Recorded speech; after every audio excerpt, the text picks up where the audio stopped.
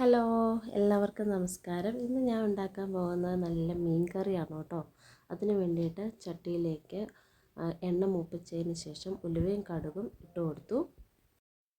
അതിലേക്ക് കറിവേപ്പില, വെളുത്തുള്ളി, പച്ചമുളക് എല്ലാം കൂടി മൂപ്പിക്കാനായിട്ട് ഇട്ട് കൊടുത്തു.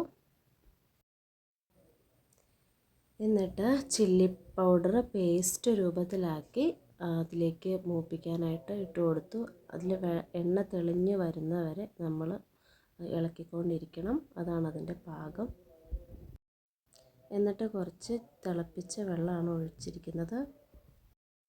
പിന്നെ കുടംപുളിയും ഉപ്പും ചേർത്ത് തിളപ്പിക്കണം. പിന്നെ നമുക്ക് ചെയ്യാനുള്ളത് തിളച്ച് വന്നിരിക്കുന്ന ചാറിലേക്ക് മീൻ കഷ്ണങ്ങൾ പെറുക്കിയിടുകയാണ്. ഏകദേശം മീനിങ്ങനെ വെന്ത് വരുന്ന സമയത്ത് കുറച്ച് കറിവേപ്പില അതിൻ്റെ പുറത്തേക്ക് ഇടുക. എന്നിട്ട് കുറച്ച് പച്ച വെളിച്ചെണ്ണയും കൂടെ ഒഴിച്ച് വാങ്ങി വയ്ക്കുക. അതോടുകൂടി നമ്മുടെ ചട്ടിയിൽ വെച്ചിരിക്കുന്ന മീൻ കറി റെഡിയായി കാണാം. ഇന്നത്തെ സ്പെഷ്യൽ മീൻ കറിയും ചക്കപ്പുഴുക്കുമാണ്.